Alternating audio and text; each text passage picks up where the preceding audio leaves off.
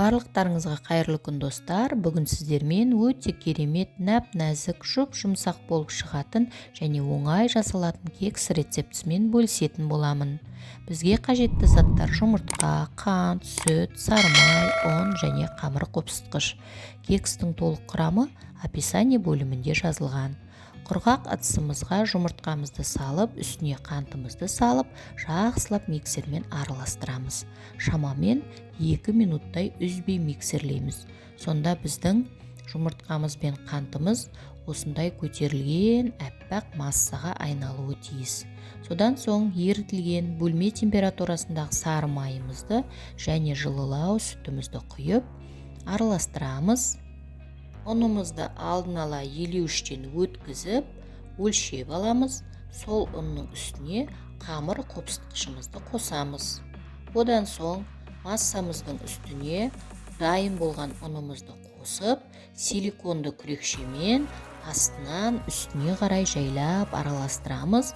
Ұнымызды бірден салып жібермейміз, 2 бөлікке бөліп саламыз. 1-2 минуттай жақсылап араластырып аламыз. Арасында түйіршіктер қалмауы керек. Міне біздің қамырымыз осылай әдемі болып дайын болады. Енді силиконды формамызды алып, әр ұяшығына 1-1,5 ас қасықтан қамырымызды құйып шығамыз. Салмасына вареный сгущенка салдым. Міне осылай вареный сгущенкадан шай қасықтың ұшымен алып қосамыз. Үстіне тағы 1 ас қасықтан қамырымызды қосамыз.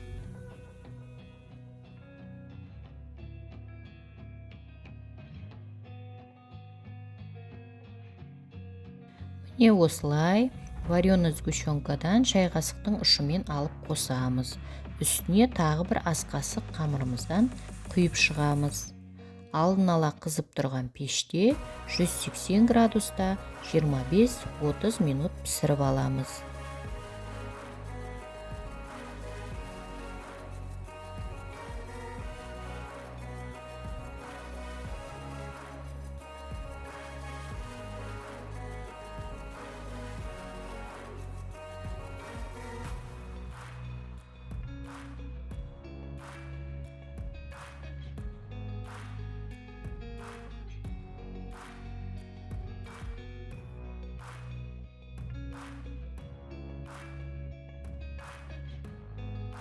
Кексіміз дайын болды.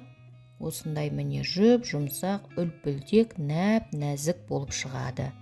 Міндетті түрде жасап көріңіздер, жақындарыңызды қуантыңыздар. Ас болсын.